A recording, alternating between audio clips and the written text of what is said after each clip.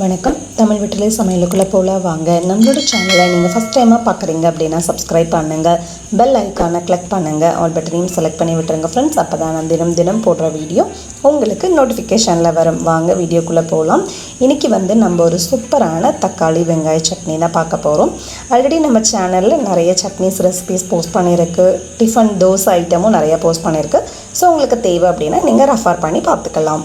இந்த சட்னி நம்ம குயிக்காக செஞ்சு முடிச்சிடலாம். இது கொஞ்சம் different. Uttapam, plain uttapam, onion uttapam எல்லாத்துக்கும் ரொம்ப சூப்பராக இருக்கும். வாங்க இது எப்படி செய்யுதுன்னு சொல்லி பார்க்கலாம். கடாய் ஹீட் ஆகட்டும். கடாய் ஹீட் ஆனதுக்கப்புறமா எண்ணெய் காஞ்சோடனே கடுகு சேர்த்துக்கோங்க. கடுகு வெடிக்க ஆரம்பித்தோடனே ஒரு ஸ்பூன் அளவு கடலைப்பருப்பு, உளுத்தப்பருப்பு சேர்த்துக்கலாம். பருப்பு கொஞ்சம் செவக்கட்டும். கடுகு கொஞ்சம் வெடித்து வரட்டும்.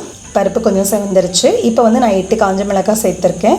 நீங்கள் உங்கள் காரத்துக்கு தகுந்த மாதிரி நீங்கள் காஞ்ச மிளகாவோட அளவு அதிகப்படுத்த கம்மி பண்ண செஞ்சுக்கோங்க.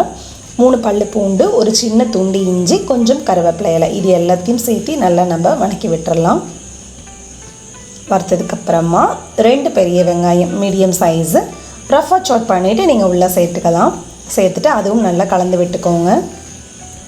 வெங்காயம் நல்ல கலர் மாதிரி வரணும் அப்படிங்கிறதெல்லாம் கிடையாது. ஜஸ்ட் இந்த கண்ணாடி பதம் சொல்லுவோம் இல்லைங்களா, அந்த ஸ்டேஜ் வர வரையும் நல்லா எண்ணெயிலே நம்ம பரட்டி விட்டுறலாம்.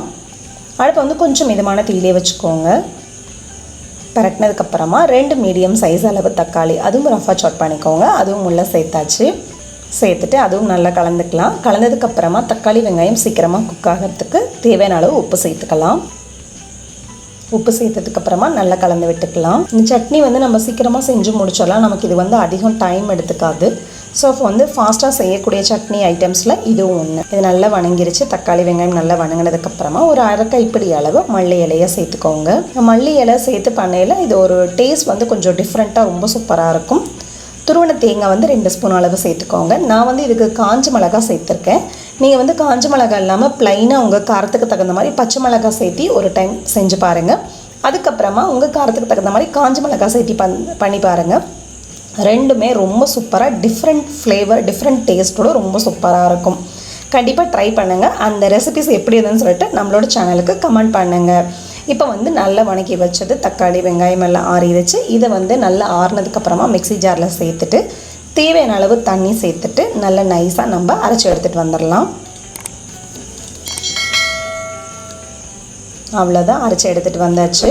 இதை அரைச்சி அதை ஓப்பன் பண்ணையிலே அதோட வாசனையே ரொம்ப சூப்பராக இருந்தது. இதுக்கு லைட்டாக ஒரு தாளிப்பு, கடுகு, கருவேப்பிலை, ஒரு காஞ்ச மிளகாய், கொஞ்சம் பெருங்காயத்தூள் சேர்த்துட்டு இந்த தாளிப்பை சட்னியில் கொட்டியாச்சு.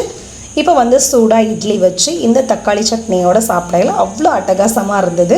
உங்களுக்கு நீங்கள் நார்மலாக சாப்பிட்ற இட்லியோட அளவை விட இந்த சட்னியோட நீங்கள் சாப்பிடையில உங்களுக்கு இட்லியோட அளவு கண்டிப்பாக அதிகமாக தான் இருக்கும். இந்த சட்னி நான் சூடாக இட்லிக்காக பண்ணியிருக்கேன். சூப்பராக இருக்கும். ஸோ கண்டிப்பாக அந்த ரெசிபியை ட்ரை பண்ணுங்கள். எப்படி இருக்குன்னு சொல்லிட்டு கமெண்ட் பண்ணுங்கள். நம்மளோட சேனலுக்கு போஸ்ட் பண்ணுங்கள். அப்போ தான் நாளைக்கு நான் போடுற வீடியோ உங்களுக்கு நோட்டிஃபிகேஷனில் வரும். தேங்க்யூ.